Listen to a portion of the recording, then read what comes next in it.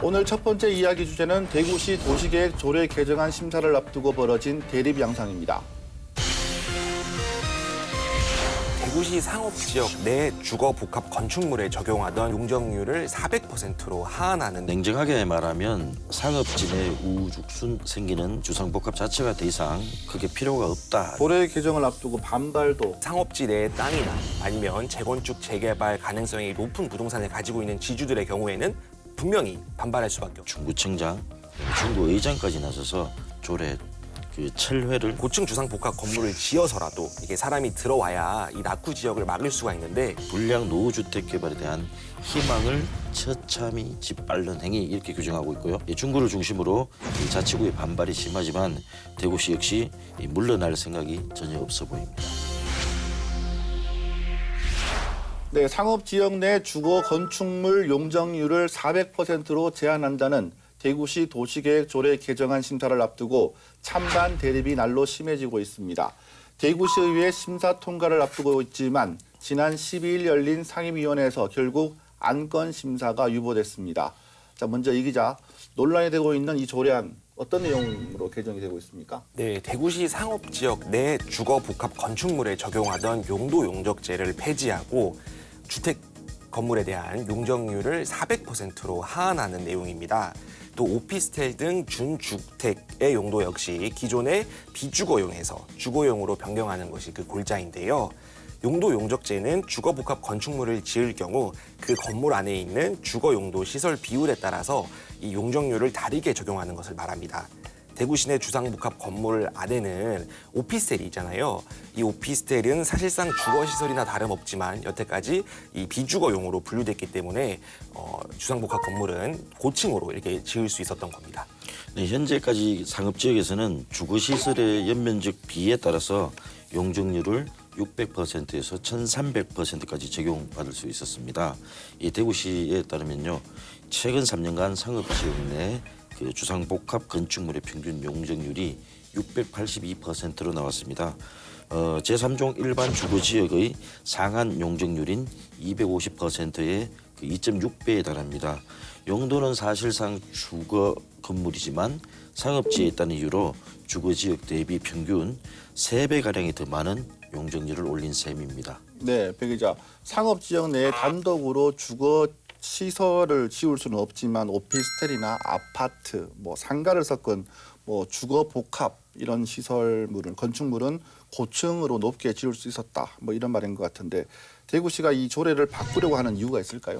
네, 냉정하게 말하면 상업지 내 우후죽순 생기는 주상복합을 주상복합 자체가 더 이상 크게 필요가 없다 이런 이유를 달고 있습니다. 대구시가 지난 2003년에 용도 용적 제한을 허용할 당시는 도심 공동화가 화제였습니다. 외곽 개발로 인해 도시가 비는 현상을 막고 또 직장과 주거시설이 근접한 직주 근접 개발이 필요하다고 판단했는데요. 네. 17년이 지난 지금 많아도 너무 많아진 게 문제입니다. 원래 이 중심 상업 지역은 상업 업무 기능을 집중 배치해서 도시의 활력을 제공하기 위해 마련된 구역인데요. 대구 같은 경우에는 범어내거리, 죽전내거리가 대표적입니다. 문제는 이게 시의 극히 일부분만 차지한다는 건데요. 대구 시내 용도 지역 883.5제곱킬로미터 중 중심 상업 지역은 0.8%에 불과한 실정입니다. 하지만 대구 시내 주택 건설 사업 추진 현황을 분석해 보면 지난 7월 기준 사업 승인을 받은 151곳의 아파트 건설 현장 가운데 31곳이 중심 상업 지역에서 진행 중입니다. 전체의 0.8%에 불과한 땅에 총 아파트 건설 현장의 20.5%가 집중된 셈입니다. 네. 배 기자, 고층 주거 시설이 한창 진행 중인 곳이 지금 달서구, 중구 이런 곳을 들 수가 있는데 이런 곳에서는 이 시설을 반대한다는 그런 플래카드, 시위 같은 것들을 어렵지 않게 볼 수가 있습니다. 상업 지역이 주거 지역화되면서 인근 주민들 또 상인들과의 또 이 갈등이 불가피한 것 같은데 어떻게 되고 있습니까? 네, 우선 상업지역을 좀 이해를 해야 되는데요. 상업지역의 경우 이 주거지역과 다릅니다. 그래서 1조 조망권에 따른 규제가 없습니다. 이 성냥갑 같은 주상복합이 바로 옆에 들어와서 햇빛을 다 가려도 사실상 강제할 수가 없는 실정입니다. 주민의 1조 조망권 침해와 같은 정주 여건 악화, 교통난 심화, 학교 등 그 기반 시설 부족 등이 주요 부작용으로 떠오르고 있습니다. 네, 대구시에 따르면 상업지역 내 주상복합 건축물 건축으로 인해서 최근 3년간 시에 공식적으로 접수된 민원만 1,275건에 달합니다. 이 중 일조권 침해가 976건으로 전체의 76%를 차지했고 또 도로교통, 공사장 관리 등이 그 뒤를 이었습니다. 네, 조례 개정을 앞두고 반발도 거세지고 있는 그런 상황인 것 같습니다. 대구시는 조례 변경이 불가피하다는 입장을 고수를 하고 있다고 합니다. 계속 논란이 생길 것 같은데요. 어떻게 보십니까? 사실 주거용 건축물의 용적률을 400%로 낮춘다는 것은 그러니까 더 이상 상업지 내에 주상복합 건축물을 짓지 말라는 소리거든요. 그러니까 예를 들어서 여태까지 건축업자들이 이렇게 사실 이 상업지 내의 땅값이 비쌉니다. 하지만 고층으로 건물을 올릴 수 있었기 때문에 뭐 일반 분양을 해서 토지 보상금도 메꾸고 또 이게 이익도 낼 수 있었던 건데요. 근데 이 구역 안에 고층이 아닌 중층 건물로밖에는 세울 수 없다면은 이거는 이제 지을 필요가 없는 거죠. 왜냐하면 네. 수익이 안 나니까요. 네.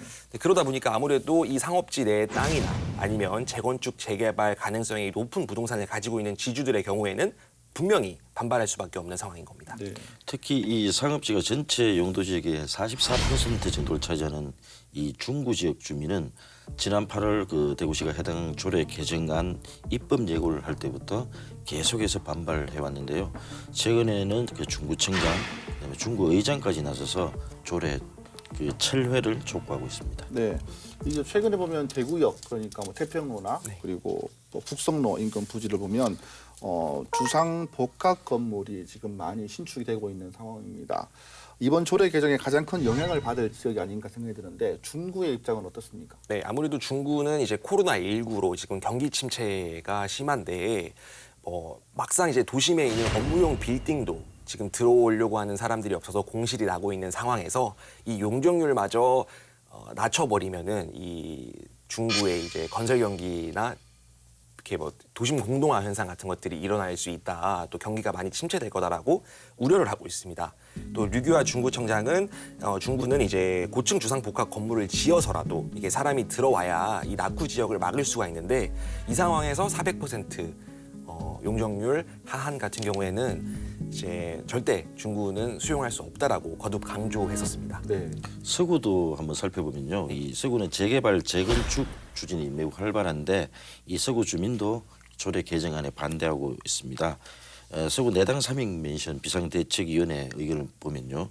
이 조례 개정안은 서구 주민의 그 불량 노후주택 개발에 대한 희망을 처참히 짓밟는 행위 이렇게 규정하고 있고요. 특히 건축법상의 이 업무시설로 돼 있는 오피스텔을 주거용으로만 인정한다는 것은 코로나19 사태로 가속화될 은택트 시대를 역행하는 시대 착오적인 발상 이렇게 지적을 하고 있습니다. 네, 저도 내당동 3인 멘션 지나면서 그런 현수막을 본 적이 있는 것 같습니다. 대구시에도 큰 관심을 갖고 있는 것 같은데 홍일학 대구시 경제부시장이 최근 인터뷰를 통해서 도시계획 조례 개정안이 반드시 필요한 정책이다 이런 입장을 내놨죠. 네. 이 대구의 주택 공급 과잉 문제는 그 늦었지만 반드시 관리해야 된다는 게 홍 부시장의 의견이고요. 이게 뭐냐면 규제의 필요성을 역설한 겁니다. 지금처럼 대구의 주택 공급량이 적지 않은 시기에 민원과 갈등이 지속하고 더군다나 한정적인 상업지역 땅을 갉아먹으면서까지 아파트를 지을 필요는 없다 이런 뜻입니다.